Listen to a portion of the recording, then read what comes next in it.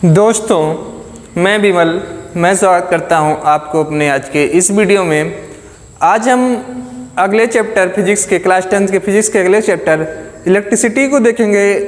हमने प्रकाश का चैप्टर लगभग पूरा कंप्लीट कर लिया है। तो विद्युत चैप्टर में पढ़ने से पहले हम एटम के बारे में जानेंगे। एटम क्या होता है? तो एटम में सबसे पहले देखेंगे तो एटम में एक बीच में क्या सा भाग होता है? नाभिक होता है, जिसमें क्या होते हैं? प्रोटॉन होते हैं और क्या होते हैं? न्यूट्रॉन होते हैं। और इसके बाहरी चक्कर कौन लगाता है? इसके बाहर कौन चक्कर लगाता है? इलेक्ट्रॉन। इसके बाहर इलेक्ट्रॉन चक्कर लगाते रहते हैं। अब जो इसके बीच का भाग जो होता है ये नाभिक में क्या होते हैं? प्रोटॉन और न्यूट्रॉन। तो प्रोटॉन पे क्या होता है? पॉजिटिव चार्ज और न्यूट्रॉन पे कोई चार्ज नहीं होता। जो इलेक्ट्रॉन होता है, जो इसका बाहरी कक्षा में जो इलेक्ट्रॉन जो चक्कर लगा रहा है बाहरी, ये इस पर अब कोई पूछेगा इस पे कितना आवेश होता है, इस पे क्या होता है? तो इसका जो आवेश होता है, चार्ज जो होता है, इस पे जो चार्ज होता है वो कितना होता है? 1. इस पर जो चार्ज होता है 1.6 गुणे 10⁻⁻19 कूलाम, जो क्या होता है? नेगेटिव में होता है। क्या होता है? नेगेटिव में। इसका नेगेटिव साइन मतलब अगर हम देखा जाए, अगर हम इसको इतनी बड़ी संख्या में ना लिखकर इसको ई में दर्शाएं तो ये क्या होगा? चार्ज बराबर कितना होगा इस पे? -e।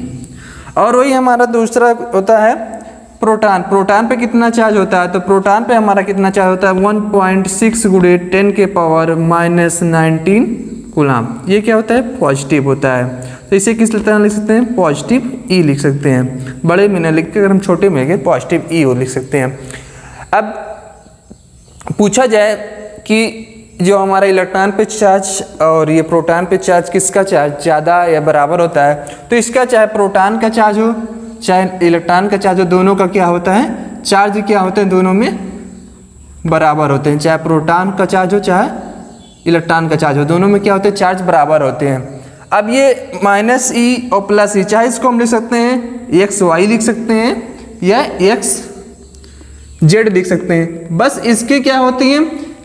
चार्ज तो लगभग समान है लेकिन इसका नेचर अलग अलग है। इसका नेचर कुछ और है, इसका नेचर कुछ और है। बस इनमें चार्ज क्या है? लगभग समान है। ये नहीं कि इसमें पॉजिटिव है तो बहुत ज़्यादा है, इसमें चार्ज लगभग समान है। 1.6 गुणे 10⁻⁻19 कूलाम, 1.6 गुणे 10⁻⁻, बस इसका क्या है? नेचर अलग है। इसका नेचर अलग है, उसका नेचर अलग है। अब क्या है? अब इलेक्ट्रॉन का चार्ज इतना होता है, प्रोटॉन का चार्ज इतना होता है, न्यूट्रॉन पर कोई चार्ज नहीं होता। न्यूट्रॉन पर कोई चार्ज नहीं होता, इससे चार्ज लेस होता है।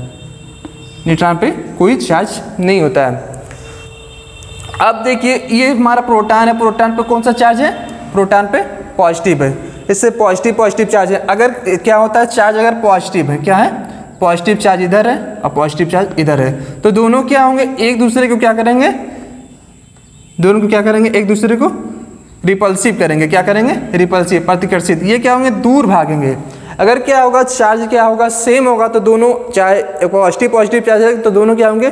दूर भागेंगे। आपस में क्या करेंगे? प्रतिकर्षित करेंगे। नेगेटिव चार्ज है तब भी क्या होंगे? दूर भागेंगे। सेम चार्ज होने पर दोनों क्या होंगे? वो प्रतिकर्षित करेंगे, एक दूसरे को दूर भागेंगे।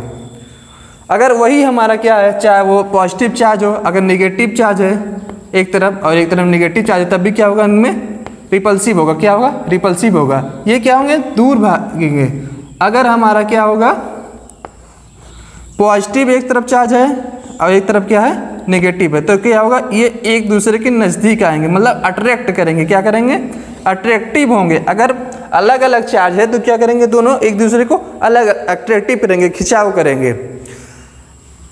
अब आता है इस पे पॉजिटिव चार्ज है, क्या है? पॉजिटिव। नाभिक में जो हमारा क्या है? प्रोटॉन। नाभिक में जो प्रोटॉन हमारा है इसमें कौन सा चार्ज है? पॉजिटिव चार्ज है। अब क्या होगा कि ये नाभिक में क्या होंगे? इनका काम पॉजिटिव चार्ज है तो हमने देखा क्या होंगे? ये रिपल्सिव। ये क्या करेंगे?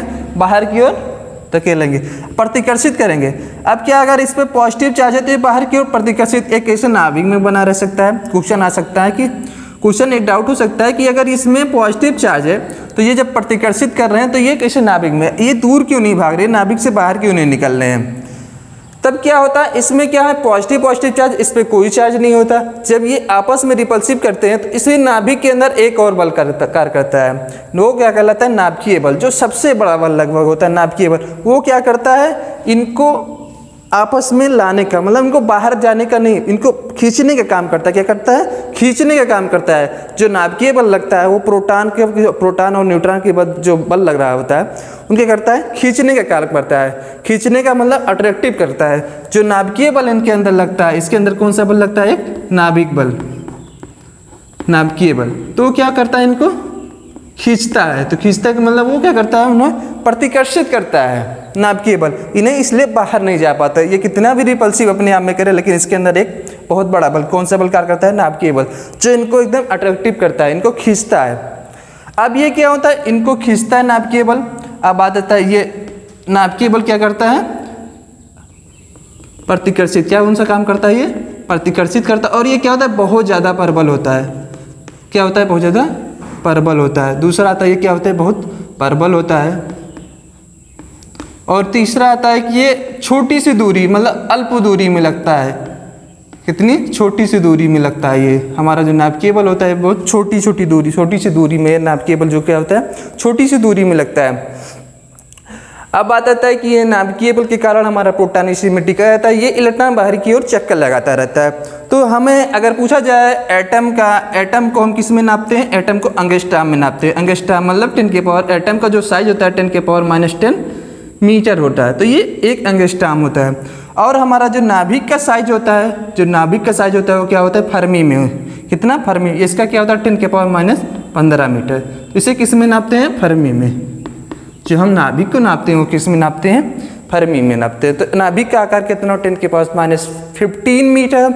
और एटम का आकार कितना होता है? 10 के पावर -10 मीटर। इनको एंगस्ट्रॉम, उसको फर्मी में। तो ये हमारा इलेक्ट्रॉन। और अब बात आती है कि इलेक्ट्रॉन की खोज किसने किया था? इलेक्ट्रॉन की खोज जे थॉमसन ने। जे थॉमसन ने क्या किया था? एक विज्ञानी थे, उन्होंने इलेक्ट्रॉन की खोज की। अब प्रोटॉन की खोज गोल्डस्टीन। कौन? गोल्डस्टीन। बहुत क्वेश्चन आता है कि प्रोटॉन की खोज गोल्डस्टीन और न्यूट्रॉन की चैडविक ने।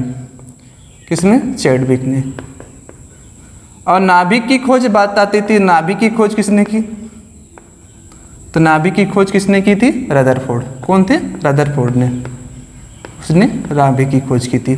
तो इलेक्ट्रॉन की खोज जे थॉमसन ने, और प्रोटॉन की खोज किसने की? गोल्डस्टीन ने। न्यूट्रॉन की चैडविक ने किया, और नाभिक की खोज रदरफोर्ड ने। ये हमारा एटम होता है, जिसमें एटम में हमारा प्रोटॉन, न्यूट्रॉन और इलेक्ट्रॉन। प्रोटॉन, न्यूट्रॉन क्या होते हैं? नाभिक में होते हैं। इलेक्ट्रॉन क्या होता है? बाहर की ओर चक्कर लगाता रहता है।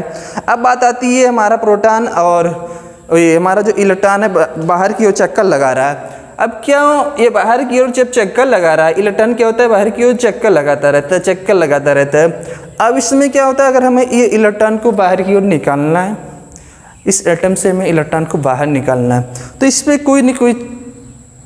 कुछ ना कुछ चीज़ें लगानी पड़ेगी इन्हें खींचने के लिए। तो इसमें जो भी एक बल लगाते हैं या कोई ऊर्जा देते हैं, तो ये क्या होते हैं? ये इलेक्ट्रॉन बाहर की ओर निकल जाते हैं। जब कोई हम इन्हें ऊर्जा देंगे, ये इलेक्ट्रॉन बाहर की ओर निकल जाएंगे। जब बाहर की, अभी तो ये क्या होते हैं? ये एटम से बंधे रहते हैं। ये क्या होते हैं? एटम से बंधे रहते हैं। ये इलेक्ट्रॉन क्या? एटम से बंधे हुए, चक्कर लगा रहे हैं। इस एटम के चारों ओर चक्कर लगा रहे हैं, ये इससे बंधे हुए हैं। नाभिक का जो नाभिकीय बल लग रहा है उसके कारण बंधे हुए हैं इलेक्ट्रॉन। लेकिन अगर हम इनको बाहर जब निकालेंगे तो ये क्या होगा? नाभिक से निकल जाएंगे। तो जब नाभिक से निकलते हैं तो ये कौन से इलेक्ट्रॉन कहलाते हैं? ये फ्री इलेक्ट्रॉन। ये कौन से इलेक्ट्रॉन कहलाते हैं? फ्री इलेक्ट्रॉन कहलाते हैं। जब ये नाभिक से बाहर निकल जाते हैं तो कौन से इलेक्ट्रॉन कहलाते हैं? Free electron. अब बात आती है कि जो नाभिक के अंदर, ये नाभिक के अंदर जो चक्कर लगा रहा है, इलेक्ट्रॉन चक्कर लगा रहता है, तो इसकी ऊर्जा कितनी होती है? इसकी वैल्यू नेगेटिव में होती है। इसकी वैल्यू क्या होती है? नाभिक के बाहर जो चक्कर लगा रहे होते हैं इलेक्ट्रॉन, उनको क्या कहते हैं? इनकी जितनी भी ऊर्जा होगी वो क्या होगी? नेगेटिव में। नाभिक के बाहर जो चक्कर लगा रहे हैं इलेक्ट्रॉन की ऊर्जा क्या होगी? नेगेटिव में होती है।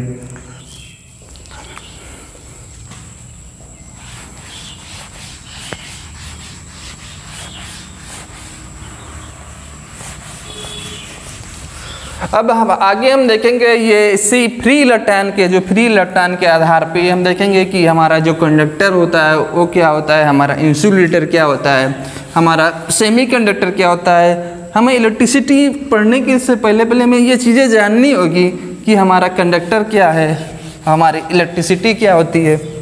तभी हम कोई भी परिपथ है उसमें कंडक्टिविटी या रजिस्टिविटी को चेक कर सकते हैं। सबसे पहले जिससे हमारा जो भी इलेक्ट्रॉन क्या होंगे, फ्री होंगे, जो भी इलेक्ट्रॉन परमाणु से बंधे नहीं होंगे वो कौन से इलेक्ट्रॉन कहलाएंगे, फ्री इलेक्ट्रॉन। जो इलेक्ट्रॉन क्या होंगे परमाणु से या एटम से बंधे नहीं होंगे वो कौन से होंगे, फ्री इलेक्ट्रॉन कहलाएंगे।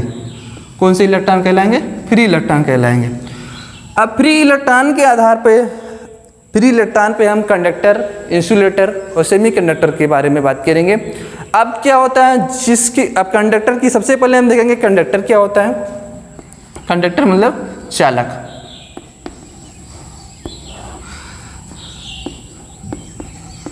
चालक क्या होता है, तो चालक में, चालक जिसमें, चालक वही होंगे जिसमें हम धारा को, जैसे हम धारा को प्रवाह हमें आसानी से हो सकता है। तो धारा का प्रवाह तभी आसानी का हो जब उसमें इलेक्ट्रॉन क्या होंगे, इलेक्ट्रॉन मूव करेंगे।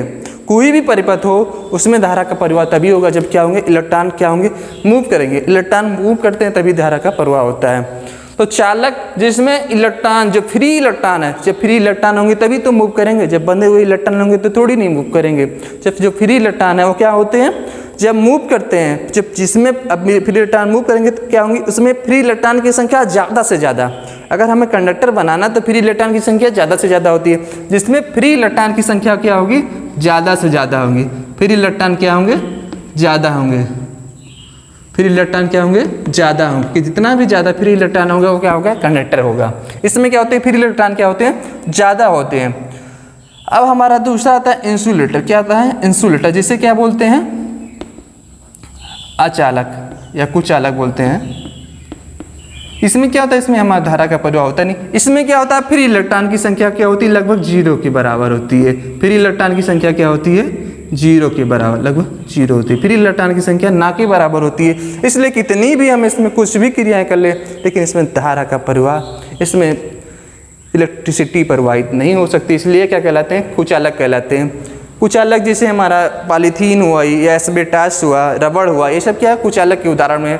और हमारा जैसे कंडक्टर के एग्जाम्पल लेना चाहेंगे तो कंडक्टर में सबसे, जैसे हमारी ह्यूमन बॉडी हुई, मनुष्य की बॉडी, हमारी बॉडी हुई, वो भी एक अच्छी कंडक्टिविटी होती है। और हमारा नॉर्मल वाटर हुआ, जितने भी नॉर्मल वाटर में भी कंडक्टिविटी बहुत अच्छी होती है।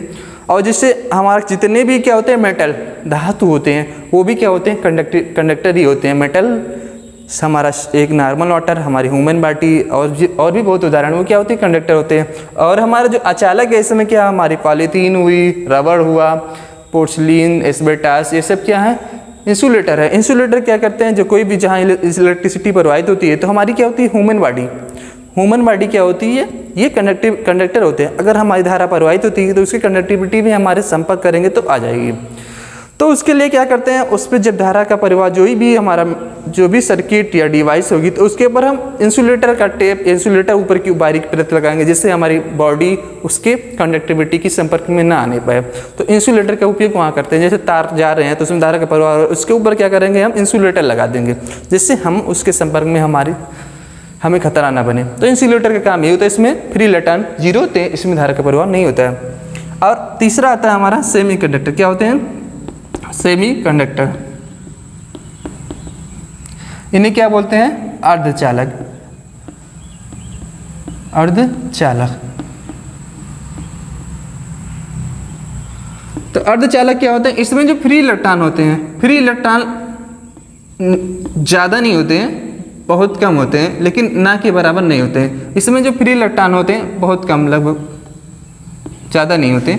इसमें क्या होता है, फ्री इलेक्ट्रॉन बहुत ज़्यादा होते हैं, लेकिन फ्री इलेक्ट्रॉन ज़्यादा नहीं होते। इसमें क्या होता है, फ्री इलेक्ट्रॉन लगभग कहा जाता है कि इंसुलेटर और कंडक्टर, इंसुलेटर और कंडक्टर के बीच में जो फ्री इलेक्ट्रॉन होते हैं वो सेमीकंडक्टर में होते हैं। तो सेमीकंडक्टर को अगर इसमें क्या होता है, फ्री इलेक्ट्रॉन ज़्यादा नहीं होते, लेकिन क्या होगा, फ्री इलेक्ट्रॉन ज़्यादा नहीं है, लेकिन क्या करेंगे हम, इसमें धारा का प्रवाह करना है तो क्या करेंगे, हम बाहर से कोई टेम्परेचर देंगे, टेम्परेचर को इंक्रीज करेंगे, बढ़ाते जाएंगे। एक नॉर्मल टेम्परेचर से अगर हम सेमीकंडक्टर में और टेम्परेचर दे दें तो उसमें धारा का प्रवाह होने लगता है।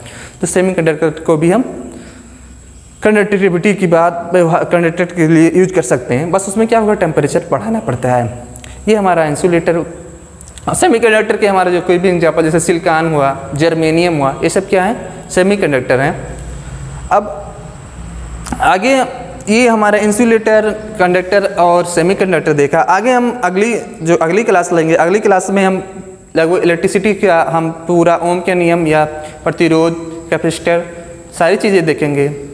अब आज का हमारा जो सेशन है यही समाप्त होता है।